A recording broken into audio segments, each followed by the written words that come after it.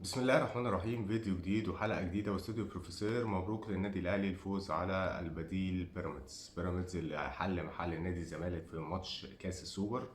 لحد من يومين فاتوا الواحد مش مصدق ان الزمالك هينسحب، ان الزمالك خد موقف، ان الزمالك هيستمر في الموقف، ولكن تأكدنا يمكن امبارح او اول امبارح خلاص ان فعلا دي حقيقة. الزمالك انسحب، بيراميدز مشكورا راح عشان ينقذ الموقف، وده طبعا اللي الاعلام بيحاول يصدره لنا، ان بيراميدز راح ينقذ الموقف، وان كان الزمالك جمد قلبه لما بيراميدز كان ما عندوش ان يعني يلعب الماتش ده، فبالتالي الزمالك صمم على الانسحاب عشان يبوظ ماتش السوبر. وفي الاخر خالص الزمالك بياخد مقلب كبير جدا من بيراميدز اللي بيروح يلعب الماتش على امل انه ينتصر، ولكن لا زال بيراميدز خالي البطولات برغم من المليارات اللي بتتصرف على الفرقه. مش ملايين بس، ملايين في التعاقدات، في الاونجوينج بقى اكسبنس والحاجات دي كلها. لا، احنا داخلين في مبالغ كبيره جدا على مدار اكتر من 4 5 سنين. بيراميدز من 2018 متواجد في الدوري الممتاز، عمل صفقات كتيره جدا، صرف ملايين على تعاقدات وملايين اخرى لتجديد التعاقدات دي، وملايين كمان لاستقطاب عناصر جيده بتكمل المسيرة اللي بدأها بيراميدز عن طريق تركي آل الشيخ. الماتش حقيقة وجبة كروية دسمة، ودي الماتشات بمعنى ايه؟ بمعنى ان انت لما بتلاقي كل الطرق اللي بتخليك تلعب كرة بتلعب كورة. يعني ملعب سجادة، أرضية ملعب سجادة أحسن من أحسن ملعب عندنا، ولا تقولي استاد القاهرة ولا برج العرب ولا كل الكلام ده، لا آسف. شوف الملعب ده، شوف حلاوته، شوف الجمهور في كل حتة، شوف الإخراج، شوف التنظيم، شوف كل حاجة. يا جماعة احنا بعيد جدا، بالتالي لما بتهيأ كل حاجة للعيب، اللعيب بيلعب وبيؤدي وبيمتع وبيبدع وكل حاجة. تحفظاتنا على التغييرات والتشكيل والحاجات دي كلها دي بعدين نركنها على جنب، مش ده اللي هكلمك عليه. عايز تعرف كل الفنيات، افتح اي تلفزيون هتلاقي كذا برنامج بيتكلم على الكلام ده. وما اعتقدش ان في حاجه هقدر اقولها لك النهارده جديده، غير ان الفرقتين هو كربونه طبق الاصل من ماتش نهائي كاس. الاهلي بيبتدي مسيطر وكل حاجه، ولكن بيراميدز هو الاخطر.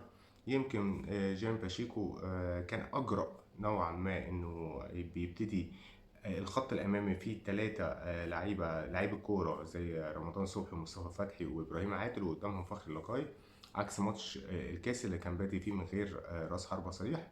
ايا يكن، مبروك للنادي الاهلي اللي استحق الفوز بسبب حاجات كتير جدا، بسبب جمهوره اللي موجود، بسبب اصرار لعيبته، روح اللعيبه.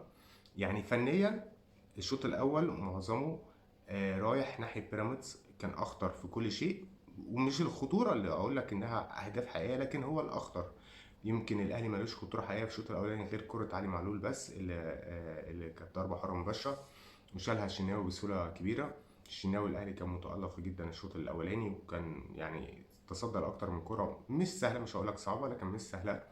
بيراميدز الشوط التاني كش قوي، ولكن جات له كرة الماتش، كرة المباراة عن طريق وليد الكارتي، لما الكرة اتلعبت ركنية كان في ال6 ياردة وحطها بشكل كويس، شالها الشناوي بشكل فوق الممتاز، وهو ده محمد الشناوي اللي تألق من أول موسم 2017 2018 بيشيل كور كده إيه إعجازية. ولكن أنا عند رأيي الشناوي حارس متوسط المستوى، افريج، عنده بعض الاخطاء وعنده بعض المميزات، عنده كرة على الارض وحشه، يعني الكرات اللي بيلعبها برجله بتبقى سيئه جدا. عنده اخطاء اكيد وفي نفس الوقت بيتالق، يعني ما اقدرش ان انا انجمه واقول عليه اسطوري او اقارنه بعصام الحضري حتى. الشوط الاول بيخلص 0-0، الشوط التاني برضو بيخلص 0-0. كهربا بيقدر يجيب ضربة جزاء بذكاء شديد بيحطها علي معلول، والماتش بعدها بيبتدي. الماتش ماشي بشكل هادي، اللعيبه روح رياضيه وكل حاجه. بعدها بقى ايه، شويه نوش بقى ما بين بيراميدز وبين الاهلي، واللعيبه هنا واللعيبه هنا، والجمهور بيدخل طبعا بيشتم لعيبه بيراميدز. رمضان صبحي طول الماتش صفارات استهجان لما بيمسك الكوره، بيفكرني بكريستيانو كده لما كان بيمسك الكوره قدام برشلونه او قدام ارسنال او الفرق في الدوري الانجليزي قبل كده. الاهلي كافح على انه يطلع بالماتش ده لبر الامان، اهدر اكتر من كوره يمكن في الشوط الرابع الاضافي عن طريق كهربا، كورتين. اخطاء الاهلي هي الاهلي محتاج صانع العاب صريح، مشكلتك مش في راس حربة، ومشكلتك في صانع العاب صريح. الماتش دسم، وتحس انه في تخبيط، وتحس ان الفرقتين تقال، وتحس ان في يعني كل فرقه عايزه تكسب، كل فرقه عايزه تأدي. بيراميدز بيلعب الماتش ده بروح كبيره. اللعيبه كانت مركزه، مش هقول لك اللعيبه بس، كان في باد لك في بعض اللقطات، زي كرة أحمد سامي بتاعة البنالتي دي. يعني ماتش ما كانش رايح ناحية إن الأهلي هيكسب أو الأهلي هيخسر، أو حتى ما كانش فيه باين إن في تفوق كاسح للفرقة، ولكن الماتش خلص بتفصيلة صغيرة جدا، وهي ضربة جزاء صحيحة للنادي الأهلي. الأهلي من بعد ماتش 5-2 بتاع سان داونز، وتحس إن في روح عند اللعيبة، أو اللعيبة بتلعب بروح. فنيا لازال هناك أخطاء كتيرة جدا فنية على مستوى الدفاع أو خط الوسط، ولكن الروح لعيبة هي دي اللي بتدي الأفضلية للنادي الأهلي. بيفتقد صناعة اللعب. الوينجات عندك لسه عندهم بعض القصور. لغز راس الحربة طبعا ما اتحلش لحد النهارده. تقييم اللعيبة سريعا كده، لو هجيلكوا لمحمد الشناوي 9/10، محمد عبد المنعم 7/10، محمود متولي 6/10. ألف سلامة محمود متولي، ولكن مش لازم إن احنا نغفل اللي حصل ده. محمود متولي بعد الماتش، او في اخر كرة في الماتش، وقع على الارض واغمى عليه او حاجه كده، لسه طبعا محدش عارف التفاصيل، ولكن ده بيرجعنا للمرحوم محمد عبد الوهاب، لما في ماتش الاهلي والزمالك فاينل الكاس برضه وقع لوحده واتعالج في الملعب، وبعد كده الدنيا عدت. لازم يتم الكشف على اللعيب ده بدقه وبعنايه شديده، لان اللعيب ده لو ما كانش عنده اصابات على المستوى العضلي، النهارده بيديلك واحده كده في اخر الماتش توقع قلوب الجماهير. محمود متولي 6/10، علي معلول 5/10، محمد هاني 4/10.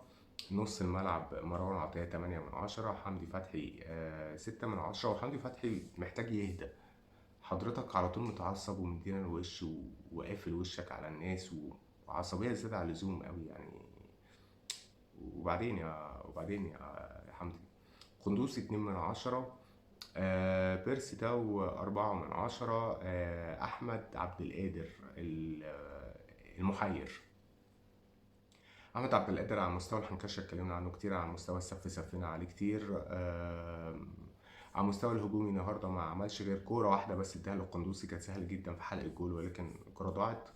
على المستوى الدفاعي النهارده انا بحيي احمد عبد القادر، لانه شال الكوره كانت في منتهى الخطوره قبل ما يخرج على طول. احمد عبد القادر 7/10 على الدور الدفاعي والدعم الدفاعي اللي عمله النهارده، ولكن الدور الحقيقي اللي اداه مس باصات كتيره، استخدام للمهاره ازيد من اللازم. كل الحاجات دي طبعا لسه ما اتغيرش في احمد عبد القادر، ولكن حته التغطيه اللي عملها مرتين ثلاثه في الماتش لا يستحق عليها انها ترفعه 5 درجات على المستوى الدفاعي. محمد شريف 2/10، لا زال محمد شريف مش قادر يرجع لمستواه، ومفيش ممول حقيقي لمحمد شريف برضه عشان ما نظلموش. يعني محمد شريف في الموسم اللي تألق فيه كان مجدي قفشه وراه عمرو السولية، كان فايق، كان في فوقان في الفرقه، في الجزء اللي بيبقى المثلث اللي بيبقى تحت المهاجم بشكل صريح. لكن الاهلي دلوقتي بيلعب على طريق الوينجات بشكل اكبر، عن طريق الحلول الفرديه بتاعه الوينجات. البودلة خالد عبد الفتاح بصراحة أدى ماتش كويس 5/10. كهربا 3/10، يعني التلاتة دي بتاعت البينالتي، غير كده مفيش. مين تاني نزل؟ أليو ديانج ما أقدرش أقيمه، ولكن أليو ديانج بعيد قوي عن، يعني بعيد قوي قوي قوي عن مستواه بصراحة شديدة. مش عارف، أليو ديانج لعيب محير، لعيب ما تفهملوش يعني. انت فين يا اسطى؟ انت فين بجد؟ طاهر محمد طاهر لا تقييم، يعني زهقت من الاصفار بتاع طاهر، يعني ما فيش، هو بس بيتنرفز ويتخانق وكل الكلام ده، ولكن مستوى مردود في الملعب لا شيء يذكر. آه مش عارف، مجدي قفشه ما اعرفش، يعني ما اعرفش يعني ايه يعني. صفر. وبعدين ما هو يعني مش انا مش خبير كروي ولا اي حاجه، انا راجل مشجع عادي جدا، ولكن بستغرب ان لعيب كان ماشي بشكل كويس، والطلعة بتاعته في الأهلي كانت كويسة، ودخل التاريخ من أوسع أبوابه، وياخد كيرف وينزل كده الانحدار في المستوى ده واللا مبالاة، وكان هيتسبب في جول النهاردة حقيقي يعني. وبعدين طب انت ما بتلعبش، ولما جات لك فرصة انك انت تلعب حتى كمان مش متمسك بالكورة كده، كيرلس كده، مع يعني مش عارف، المهم يعني مبروك مرة تانية للنادي الأهلي. النادي الأهلي اللي ماشي بشكل فوق الممتاز، فوق الممتاز على مستوى النتائج، على مستوى الأداء، أداء ثابت، أداء مستقر. مش هقول لك أحسن حاجة، ولكن هو في ثبات في الأداء، في ثبات في التشكيلة.